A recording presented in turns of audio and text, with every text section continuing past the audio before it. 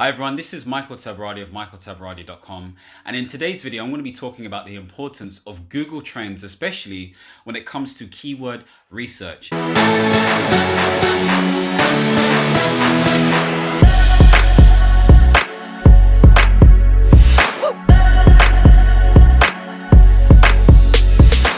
Now, Google Trends is undisputed in terms of understanding what sort of trends are out there. And of course, you can use all these different paid options and stuff, but effectively, Google is allowing you to use a really powerful platform that is free, where you can really understand what trends have been happening over the last 5 years, over the last 12 months, over the last year, so on and so forth.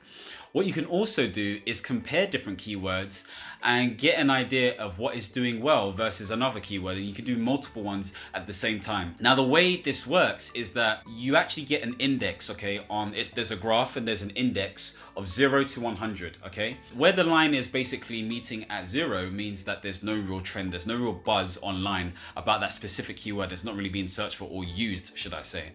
But then if you get to 50, 75, 100, then you know those words are being used.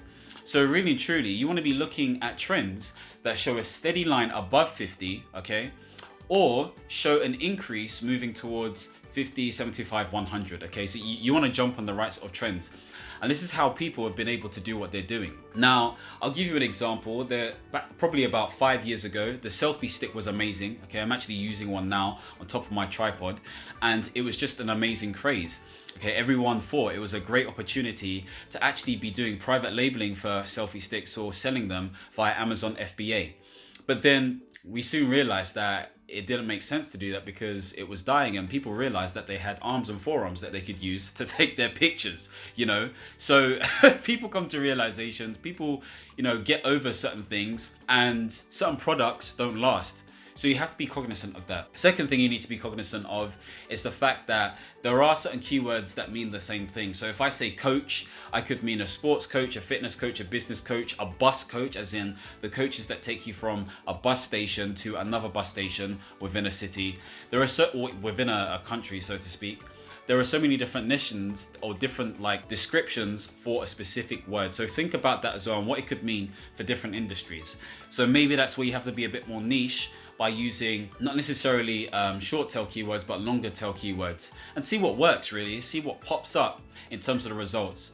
Also with Google Trends, it enables you to actually check where that word is really popular in a specific country and a specific city. So it will show you the top 5, I believe, different countries that really use those keywords, and it might surprise you, and maybe that's something you can do in terms of your targeting in the future.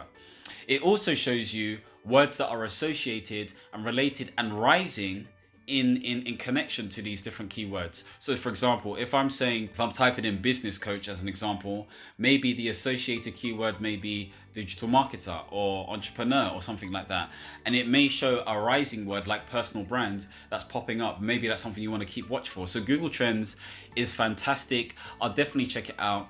You should also check out to see what trends are trending on Google Trends and it may give you an idea, especially if it's in your industry. You can jump on that bandwagon. So you can check it at the dashboard at the front part of Google Trends to really see what's climbing the ranks and what's being talked about. Usually around election time, there's always some sort of a keyword trend that pops up if you're in American politics or even UK politics or whatever it is. So check out Google Trends.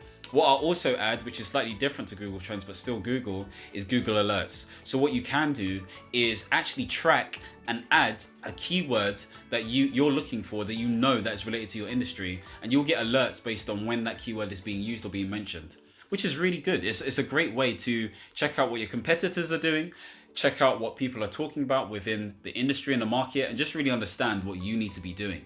So use Google. And again, I've spoke about Google before in terms of how you can use it to start searching for stuff for keywords and really seeing what related keywords pop up and knowing what people search for, because all of this stuff will help consolidate and allow you to understand what you need to be doing in terms of your targeted, searchable, SEO friendly posts that you produce, maybe in a written format, maybe in a podcast format, maybe even in a YouTube or video format, or maybe a combination of all three.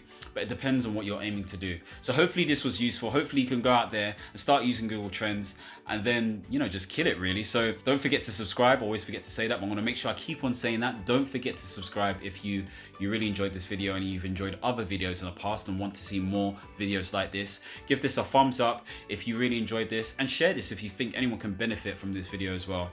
Leave your comments below. I want to see what sort of platforms and applications you use to check out your trend information. Take care, God bless, and understand, reach, and expand. Peace.